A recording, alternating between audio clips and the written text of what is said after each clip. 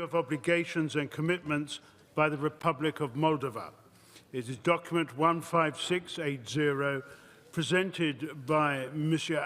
Pierre-Alain Fridez and Ms. Ineza Libina Egneri on behalf of the Committee on Monitoring. Go on. Thank you, Mr. President. Just for the record, I would like to inform you that in the previous item, I accidentally voted in the favor of sub-amendment, but for the record, I would like to be taken the records as against sub-amendment. Thank you. Thank you. You have put your position quite clearly on the record. Obviously, the vote cannot be retaken, but members have heard your views. Thank you. I believe that Monsieur Fridez is going to be the sole rapporteur who is explaining things. And you have 7 minutes now and 3 minutes at the end to reply to the debate. La parole est avec vous. Merci, Monsieur le Vice-président. Chers collègues, en premier lieu, j'aimerais excuser l'absence de Madame Ineza Libina Egneri de Lettonie, co-rapportrice, qui vient d'être nommée ministre de la Justice dans son pays et qui a donc dû quitter notre Assemblée. J'aimerais la remercier pour l'excellent travail qu'elle a mené durant ces 2 dernières années dans le cadre du mandat qui nous a été confié. Le présent rapport reflète les développements survenus en Moldova depuis le dernier rapport débattu par l'Assemblée parlementaire en octobre 2019. À l'époque, Mme Sandu était Première ministre et M. Dodon, Président de la République, et ils avaient uni leurs forces dans une coalition qui visait à désoligarchiser le pays. Depuis lors, ce pays a connu des changements majeurs et le paysage politique de la Moldova s'est profondément modifié. Mme Sandu a remporté les élections présidentielles en novembre 2020, mais son parti n'avait alors pas la majorité parlementaire. Cela a déclenché une crise politique et constitutionnelle qui a finalement conduit à des élections anticipées. En juillet 2021, le parti de Mme Sandu a remporté une nette majorité parlementaire. Pour la première fois, le Parlement disposait d'une majorité stable, composée d'un seul parti. Depuis lors, des développements notables concernant le fonctionnement des institutions démocratiques sont intervenus. Des progrès significatifs ont été réalisés en matière d'égalité entre les hommes et les femmes occupant des postes clés de l'État et la Convention d'Istanbul a été ratifiée. Nous avons réalisé 2 visites dans le pays en octobre 2021 et juin 2022. Le rapport fait une large place à la réforme du système judiciaire et à la lutte contre la corruption, des domaines de réforme prioritaires pour les autorités actuelles. L'adoption d'amendements constitutionnels visant à dépolitiser le système judiciaire constitue un progrès significatif. Ces amendements ont été adoptés par consensus politique, ce qui est positif. Un premier paquet d'amendements relatifs au système judiciaire a été adopté rapidement en août 2021, avant l'adoption des amendements constitutionnels. La Commission de Venise a émis plusieurs avis critiques à cette époque et adressé plusieurs recommandations, pour la plupart intégrées par la suite dans la législation révisée. L'un des derniers développements concerne l'adoption des amendements à la loi sur le parquet, suivant les recommandations de la Commission de Venise. Celle-ci concerne par exemple la composition de la commission d'évaluation et les critères d'évaluation du procureur général. Comme on s'en souvient, la révision des critères de sélection et d'évaluation du procureur général a été une question très débattue. Pour mémoire, à l'époque, à l'automne 2021, l'ancien procureur général, M. Stoyanoglu, a été suspendu, arrêté et maintenu assigné à résidence. Il a déposé une plainte auprès de la Cour européenne des droits de l'homme. En vue de nettoyer le système de ces éléments corrompus, les autorités ont mis sur pied un mécanisme d'évaluation externe pour vérifier l'intégrité des juges et des procureurs et faire en sorte que ceux qui échouent au test soient écartés du système. Une commission de pré-vérification, ou appelée pré-wetting, a été créée en mars 2022. Cette commission est chargée de sélectionner les membres du Conseil supérieur des magistrats et du Conseil supérieur des procureurs et d'autres organes spécialisés et d'assurer qu'ils répondent aux critères d'intégrité. Il y a également eu des développements concernant la lutte contre la corruption, avec la nomination d'une nouvelle procureure en chef anticorruption et la modification de la législation. Nous avons rappelé les recommandations du GRECO, notamment pour le Parlement qui devrait adopter un code de conduite. Les autorités ont également lancé des enquêtes pour lutter contre la corruption politique. Cela inclut le cas de l'ancien président Dodon, actuellement sous contrôle judiciaire, accusé d'enrichissement illicite, de corruption passive, de financement illégal de partis et de trahison, ainsi que de 4 anciens députés communistes et de Mme Marina Tauber, députée du parti Shor, qui a été arrêtée cet été et est désormais assignée à résidence. Le rapport s'intéresse également à la situation de la région autonome de Gagaouzie et aux relations entre Chisinau et Comrat, qui ont été difficiles ces derniers mois, et cela n'est pas sans rapport avec le contexte régional général. Dans ce rapport, il n'était pas possible d'ignorer le contexte général partagé par l'ensemble de nos pays, mais ayant un impact tout particulier dans un État comme la Moldova, en proie à des difficultés économiques et un PIB très bas. La pandémie a eu un impact négatif sur les institutions publiques qui ont dû faire face à de graves contraintes sanitaires avec des moyens limités. Ensuite, le pays est confronté depuis 2 ans à une crise énergétique. La Moldova est fortement dépendante du gaz russe dont le prix a triplé depuis juillet 2021, incitant les autorités à déclarer l'état d'urgence pour faire face aux conséquences financières pour les ménages moldaves et à diversifier les sources d'énergie.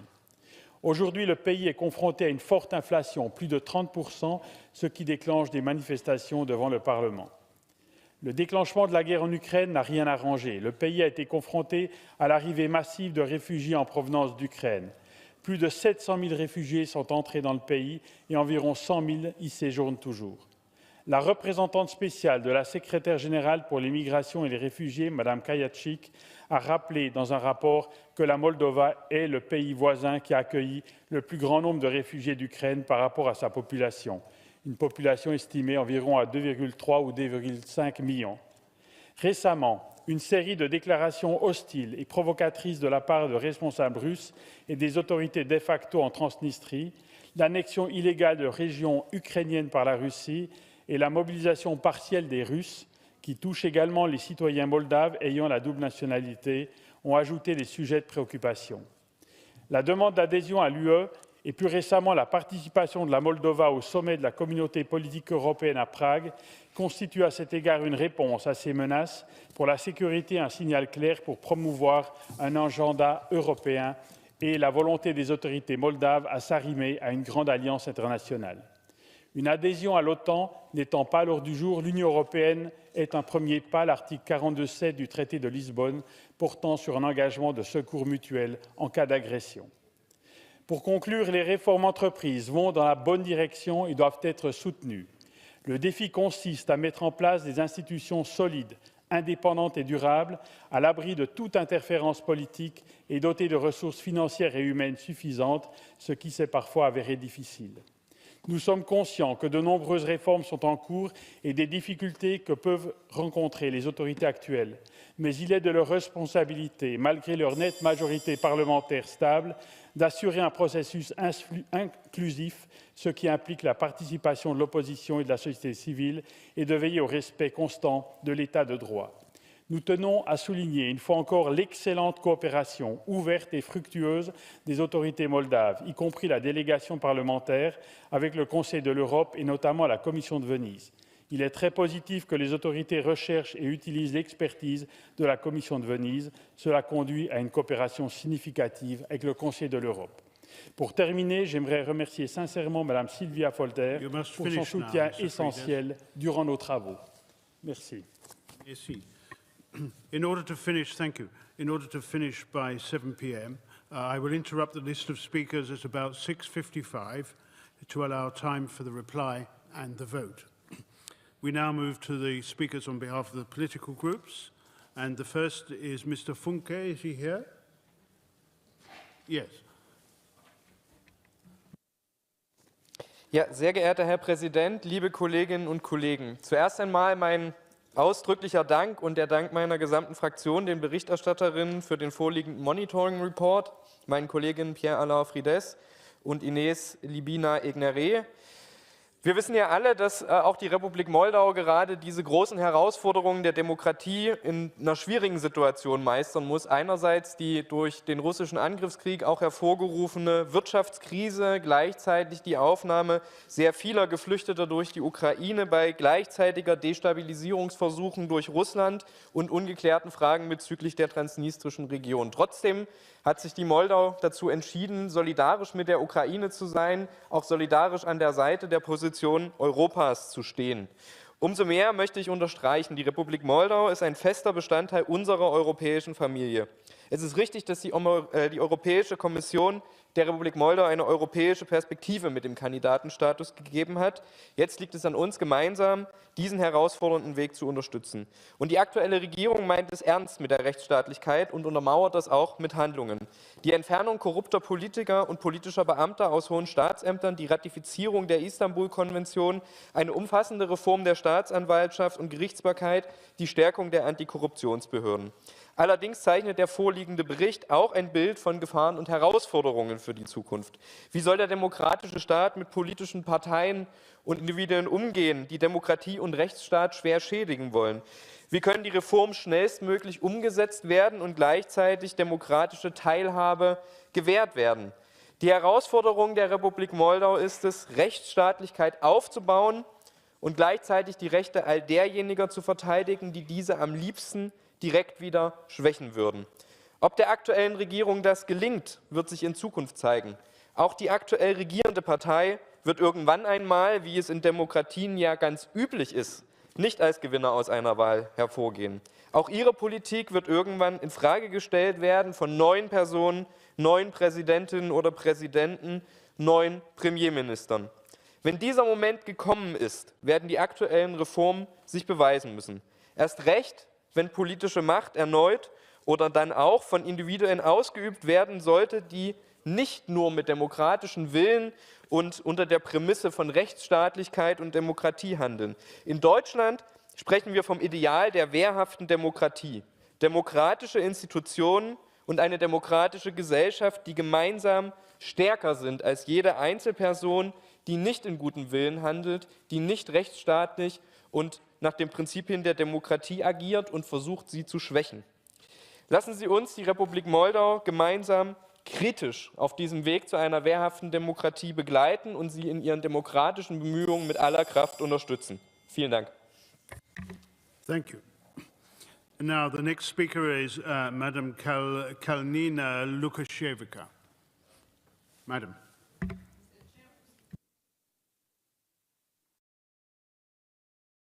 Mr. Chairman, dear colleagues, let me start by thanking the Monitoring Committee and the two co-rapporteurs, Mr.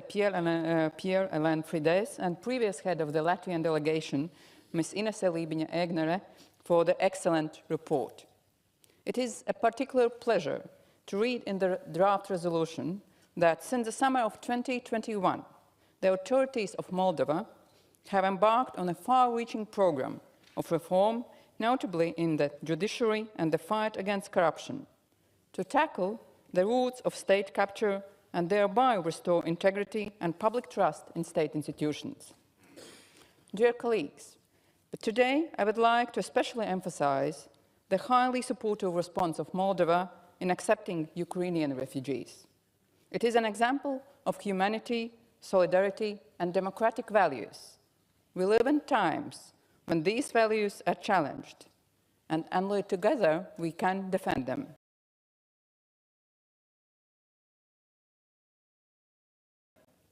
I realize the extent of pressure Moldova is facing from Russia's aggressive foreign policy.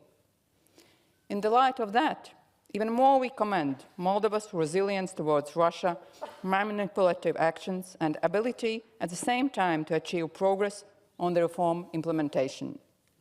Moldova's efforts in the reform process have been acknowledged by this report, as well as by receiving the EU candidate country status. It is important to ensure the irreversibility and sustainability of the reforms, as the current progress will define Moldova's destiny in the future.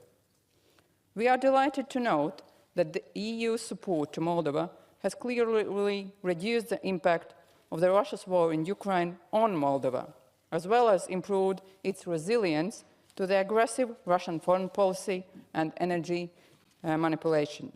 It is essential for all of us to become independent of Russian energy sources, as soon as possible ending Russia's energy blackmail. It is important to strengthen our mutual support and solidarity as a basis for rules-based and values-based international order. Dear Moldovan friends, you can count on our support. Countries with valuable and relevant reform experience and accumulated expertise will continue to share it in order to help you to facilitate implementation of the reforms. And before I conclude, once again, let me thank the both rapporteurs for preparing this excellent report. Thank you. Thank you indeed. And the next speaker on behalf of the ALDE group is Madame Stoica. Thank you, Chair. On behalf of ALDE, my political group, I welcome Ms. Egnere and Mr. Fride's excellent report and congratulate Moldova for the good resolution that they received. By now, we have all learned that Moldova is a small country with a big European heart, a parliamentary democracy that has embarked on a courageous reform despite the odds being stacked against them with a series of crises. The Russian illegal invasion and war waged against Ukraine is having serious effects on the neighboring Republic of Moldova. In a real spirit of solidarity and upholding European values, Moldova is actively supporting those fleeing Ukraine, hosting an important number of refugees per capita. This represents a major logistical challenge for the Moldovan government, and our support from the EU and from the member states is necessary. The war also destabilized the energy market and with it Moldova's energy security. That, combined with record inflation and the drought, made the situation even more difficult for Moldova. Despite these challenges, the Moldovan government is strongly committed to delivering on its clear reform goals, notably as regards to its judicial reform, public administration reform, and the modernization of the economy to benefit the people of Moldova. As the rapporteur stated on the justice reform, the country took decisive steps, including constitutional reforms, to improve the functioning of the judiciary. Moldova has also made significant progress in the freedom of the media, passing a special law to combat fake news and propaganda. In regards to the political criteria, Moldova has a solid foundation in place to reach the stability of institutions guaranteeing democracy, the rule of law, human rights, and respect and protection of minorities. The parliamentary nature of the democracy has also been confirmed by recent competitive elections at parliamentary and presidential level, as the paced delegation of observers such as myself were able to witness. We continue to support the Republic of Moldova on its path towards European integration. Moldova is an European state committed to respecting and promoting the values on which the European Union is founded. We know that Chișinău's road ahead on the path to European integration is not an easy one, and completing these stages will lead to the consolidation of the rule of law and to a modern, prosperous society based on European modern values, and we will be there for them. Thank you. Thank you very much. On behalf of the ECDA group, I call Mr. Goncharenko. Thank you. First of all, on behalf of Ukraine and Ukrainians, I want to say thank you to Moldova, Mulțumesc, for all support Ukraine received and Ukrainians during this war of aggression that Russia started against us. Almost 500,000 Ukrainian externally displaced people came through Moldova, and many of them stayed in the most difficult times, especially people from my native city of Odessa. We will never forget it, and that is very important for us. Also, we see how Moldova is moving now actively to the free world, and we are absolutely happy with this. But who is unhappy? It's Russia, the country which tries to influence Moldova too. Russia is attacking Moldova, paying Moldovan politicians, pro-Russian politicians, making some rallies inside the country, making a house, attacking in propaganda, weaponizing energy, blackmailing with energy. Certainly for Russia it was one of the aims to take Odessa, to cut Ukraine from the Black Sea, and then to attack Moldova, to connect with already occupied by Russia Transnistria. That was their aim. They failed because of Ukrainian army, but they try to destabilize Moldova right now. But I am sure Moldovan people will never let do this. And together, how now is the decision that Ukraine and Moldova are candidates to European Union together. Together we will move ahead. Together we will become members of European Union. I believe in NATO in future as a real part of free world. That is very important. And that is also a lesson to other countries. Unfortunately, there is one more country which we love with all our heart like Moldova. It's Georgia, country which we love, but country, unfortunately, the government of which, after almost 1 year of the war, couldn't take the side in this war. They are, I can tell you, Ukraine 30 times addressed them with, please, give us, oh, not to give it, sell us weaponry. No answer. Even after in 2008, Ukraine was helping Georgia when Russia attacked Georgia. When we are saying to them, let's join our peaceful initiatives, no answer. No answer. And now they are thinking about even opening a new direct lines with the Russian Federation. Not like the whole free world making sanctions against Russian Federation, but Georgian government is going another way. And we see the results. Today, Georgia has not received the status of candidate to European Union. That is very worrying for me because we love Georgia. We believe that future of Georgian people is in Europe, like Moldovan people, like Ukraine, being part of free world. Sakartvelo Gaumardjos, Viva Moldova, Slava Ukraini. Thank you, Mr. Goncharenko. And lastly, for the UEL group, Madam Castel. Thank you, President. First of all, let me thank the co-rapporteurs for their excellent work. Dear colleagues, as it is stressed in the report, Moldova is a country that faced serious challenges since the last monitoring report, mainly three. The first is the refugee crisis. More than 700,000 refugees from Ukraine crossed the country, and around 90,000 remained in. The second one is the energetic crisis, with one of the highest energy prices in Europe. And the third is the economic consequences of the war.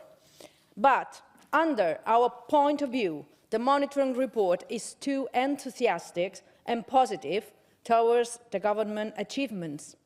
There's still a lot to be done to fulfill all the commitments. The democratic institutions are still not functioning properly. The corruption is still a big issue, and its fight in state institutions remains a big challenge. There is a lack of progress in judiciary reform, including the prosecutor's office. The way how the former prosecutor general was removed raises serious concerns. Moldovan society, indeed, doesn't trust these reforms. Many Venice Commission's recommendations are not taken into consideration. The new electoral code was adopted with no proper debate and with no consensus. There are reasonable questions concerning the media freedom. 6 television channels were banned recently by a decision of the State of Emergency Commission. This is a clear step back in freedom of speech and pluralism in Moldovan media. The State of Emergency Commission shouldn't be used to reduce the fundamental rights and liberties and to substitute the parliament or the government. The growing influence and rights of the secret services are also concerning. Their power are planned to be expanded under a draft law. This Information and Security Service can update by itself the sanctions list against Moldovan citizens. We do believe, colleagues, that the monitoring process of Moldova must go on. It's for what I exposed that we believe that it's of utmost importance to follow up closely the future local elections, the state of the rule of law, and the democratic freedoms. Thank you very much. Thank you. And that brings to an end the speakers from political groups. We move on to the main part of the speakers list. And I start with Christophe Lacroix. La parole est avec vous. Merci, Monsieur le Président. Monsieur le Président, donc, mes chers collègues, je voudrais d'abord remercier les rapporteurs et spécialement Pierre-Alain et saluer les progrès effectués par la République de Moldova, mais je voudrais quand même apporter des nuances dans le concert des louanges que j'ai entendues, parce que j'interviendrai ici en tant que rapporteur général sur les LGBTI. Et je voudrais rappeler que notre Assemblée est très claire sur les questions de genre et appelle ses États membres à, je cite, « développer des procédures rapides, transparentes et accessibles fondées sur l'autodétermination ». L'expert indépendant des Nations Unies sur ces matières a également recommandé que la reconnaissance légale du genre soit fondée sur l'autodétermination, qu'elle soit une procédure administrative simple et qu'elle n'exige pas des demandeurs qu'ils remplissent des conditions abusives, notamment un certificat médical. Or, actuellement, la seule procédure de ce type disponible en Moldavie est pathologisée, c'est-à-dire que ça nécessite un certificat médical et requiert l'approbation d'un tribunal. En effet, la reconnaissance légale du genre n'est possible que sur la base d'un diagnostic de transsexualisme émis après un examen psychiatrique approfondi.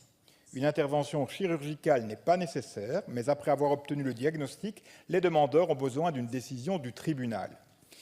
De plus, la loi actuelle régissant la reconnaissance légale du genre est une loi sur les documents d'état civil qui contient une seule disposition qui fait implicitement référence aux personnes transsexuelles et à leur droit à la reconnaissance légale de leur genre préféré, masculin ou féminin uniquement.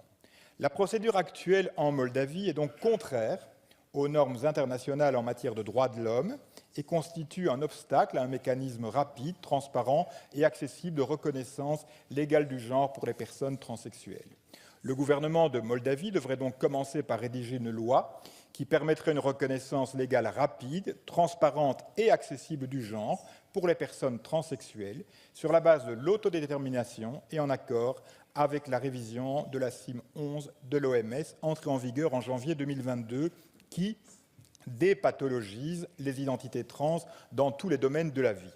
Lutter contre la discrimination à l'égard des personnes LGBTI est au cœur de la mission du Conseil de l'Europe et de l'Assemblée parlementaire du Conseil de l'Europe. Je souhaiterais donc qu'on y soit particulièrement attentif, même si je comprends et je sais que la République de Moldova, dans de nombreux domaines, comme l'a expliqué le rapporteur et comme les écrivent les deux rapporteurs, sont importants et doivent être, bien sûr, félicités pour cela. Je vous remercie. Merci, monsieur. And now I turn to Mr. Popsoy. Mr. Chair, honorable colleagues, I'd like to begin by thanking the rapporteurs for their excellent work, for their show of professionalism and fairness in evaluating the recent successes that Moldova has achieved. Despite the enormous suffering caused by the barbaric Russian aggression against Ukraine, but more importantly, thanks to the endless courage, determination, and sacrifice of the Ukrainian people, and in light of the generous support of the international community, Moldova is able to carry on. And not only is Moldova carrying on and providing support to the largest number of refugees per capita, being the small country with a big heart, but the country is also able to implement substantive reforms, first and foremost in the justice sector and combating corruption. There are already the first achievements of the vetting of the judiciary. Yes, there is robust sabotage from within and outside the system. There is attempts by pro-Russian forces and Russian intelligence attempts to destabilize Moldova. But Moldova will carry forward. And not only is Moldova succeeding in this cornerstone fundamental reforms, Moldova is succeeding across the board. In recent years, Moldova has improved 40 positions in the international ranking of freedom of the media by the Reporters Without Borders. Moldova is a leader in the world in reducing the gender gap, having one of the most active representation of women in politics. Moldova is doing significant improvements in combating corruption. And this year, or rather past year, Moldova has achieved the candidacy status to join the European Union. And the government, and the parliament, and the presidency, and the entire society will be working diligently to hopefully start negotiations this year and turn the page on the suffering and the sorrow that the Soviet and the post-Soviet era entails. Moldovans, just like Ukrainians, just like Georgians, want to be part of the free world. This year, we also will be proudly hosting the European political community. The Republic of Moldova and President Sandu will be hosting the heads of state and government of the entire Europe. At the same time, I would like to thank again you, honorable colleagues, and the rapporteurs for this report, which is one of the best, if not the best, in the almost 30 years history. And we look forward, perhaps, in the upcoming years, to graduate the monitoring and go to the post-monitoring phase. Thank you. Thank you. And now I give the floor to Mr. Gras. Merci, Monsieur le Président. Chers collègues, j'ai eu la chance à plusieurs occasions de visiter la République de Moldova et de me consacrer un petit peu à son histoire. Il nous suffit de revenir en arrière d'une décennie pour pouvoir dire que le pays a vécu une période mouvementée, à la fois politiquement et socialement. Un scandale impliquant plusieurs banques en 2014 et l'instabilité dans laquelle le pays a plongé de longue date ont mené en une défiance envers les politiques et les institutions étatiques. D'autres crises surgissent entre 2020 et 2021. Le Parlement se voit dissous et des élections anticipées doivent être tenues. De son côté, la population moldave revendique l'instauration d'institutions étatiques fonctionnelles, transparentes et conformes aux valeurs européennes que nous chérissons tous. Chers collègues, un changement de cap si radical et ambitieux ne peut se faire du jour au lendemain. Ce rapport synthétise les efforts qui ont déjà été réalisés. Il n'en est pas des moindres. Un nouveau code électoral, une révision constitutionnelle ciblant une dépolitisation du pouvoir judiciaire, des réformes et des démarches entreprises en matière de corruption et de criminalité. Bien sûr, il ne faut pas se leurrer. Les ingérences des mouvements de contestation et la corruption sont toujours présentes malgré tous ces efforts. Mais il faut déjà se réjouir des avancées faites et soutenir la République de Moldova dans ce développement vers une démocratie transparente et un état de droit digne de ce titre. Il en est de même pour les droits humains, pour lesquels des tendances positives sont également à dépeindre. Je pense ici aux progrès faits au niveau de l'égalité des genres, par la ratification de la Convention d'Istanbul en 2022. Mais ici aussi, il s'agit maintenant de poursuivre ces efforts, un élan à maintenir aussi pour ce qui est des ingérences au niveau du travail journalistique et de la presse.